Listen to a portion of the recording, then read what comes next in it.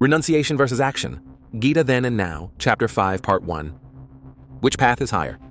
Then, Arjuna is still not fully convinced.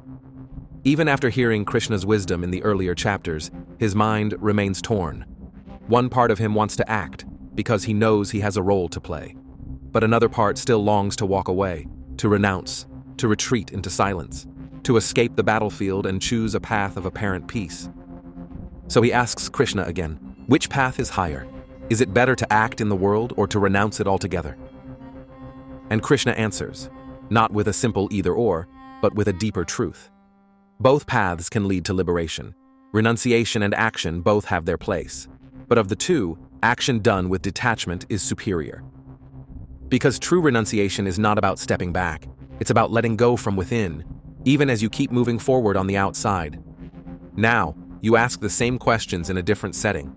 Should I quit my job or stay in it? Should I fight for this relationship or let it go?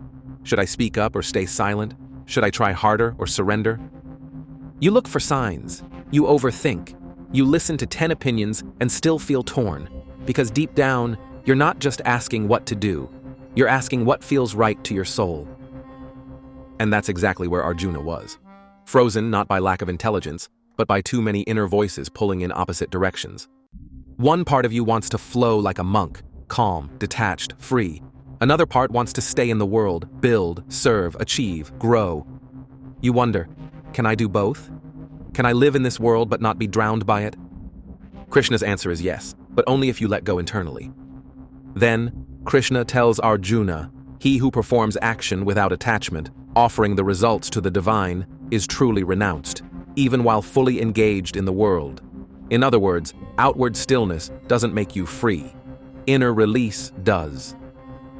So a person in meditation who is still caught up in ego and pride may not be any more liberated than someone in the marketplace who acts with compassion and detachment. Renunciation is not about quitting your duties. It's about quitting your clinging. And action is not about chasing outcomes.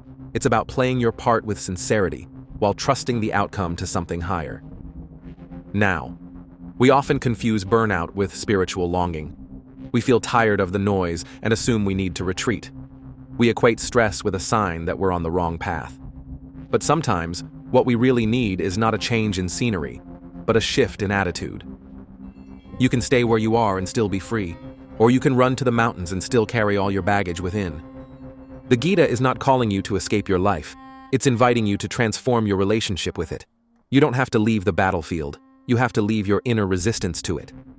When your heart is no longer attached to praise or blame, success or failure, when your joy comes from within and not from results, that's when you've truly renounced.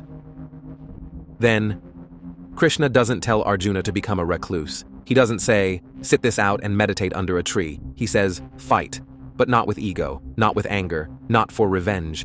Fight as your role, your dharma, your offering. Because action done as a sacrifice is no longer personal, it's sacred. It's no longer about control, it's about flow. Now, maybe you're standing at a crossroads. A decision looms. One path looks peaceful but empty. Another looks difficult but meaningful. You wonder, will walking away bring peace or just regret? Will staying bring growth or more pain? Krishna's wisdom says, don't escape, engage. But engage with awareness, with devotion, with inner silence, even in outer noise. Renunciation is not an exit strategy. It's a spiritual posture, a way of showing up fully without getting lost in the drama. You don't have to abandon your life to be spiritual. You just have to stop identifying with every outcome. Stop attaching your worth to every win or loss.